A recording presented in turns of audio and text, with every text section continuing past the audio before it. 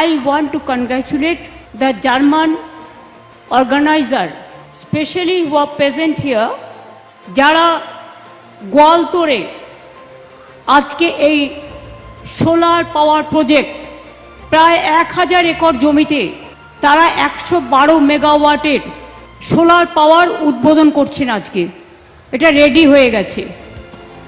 Renewable energy eastern ইন্ডিয়াতে এত বড় project, this is the first time. গোয়ালতোড়েও অনেক লোক কাজ করছে। এর জন্য 757 কোটি টাকা আরও খরচ হয়েছে এবং আরও 100 মেগাওয়াট জমিতে যাতে আরও সোলার প্ল্যান্ট হয় তার জন্য 400 একর জমির ব্যবস্থা করে দেওয়া হয়েছে গ্রিন এবং ক্লিন এনার্জিকে মদত দিতে। অর্থাৎ গ্রিন অ্যান্ড ক্লিন এনার্জিতে রিনিউয়েবল এনার্জির উৎপাদন ক্ষমতা 2912 মেগাওয়াট। প্রায় 8 লক্ষর বেশি মানুষের কাছে সরকারি পরিষেবা আমরা পৌঁছে দিতে পেরেছি। আমি অভিনন্দন জানাচ্ছি জেলা প্রশাসনকে, যারা এই কাজটা ভালো করে করতে পেরেছেন। আজকে এই অনুষ্ঠান থেকে 321টি প্রকল্পের উদ্বোধন, তাতে 2243 কোটি 92 লক্ষ টাকা খরচ করা হয়েছে এবং এর মধ্যে 212টি প্রকল্পের উদ্বোধন যেটা আজকে করা হলো 1850 কোটি 52 লক্ষ টাকা। মনে রাখবেন, একটা দাঙ্গা হয়েছে দুঃখজনক, আমরা কেউ দাঙ্গা চাই না। দুটো ওয়ার্ডে ধুলিয়ানে, সেটাও বহিরাগতরা কিছু লোককে স্থানীয় সাথে নিয়ে কিভাবে করেছে সে চক্রান্ত ফাঁস আমরা করে দেব।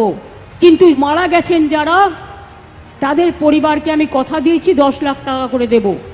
তাদের বাচ্চাদের পড়াশুনোর দায়িত্ব আমাদের এমপিরা বলে এসছে, দরকার হলে গভর্নমেন্টও নিতে পারে। তাদের বাড়ি যাদের ভেঙে গেছে বাংলার বাড়ি হবে।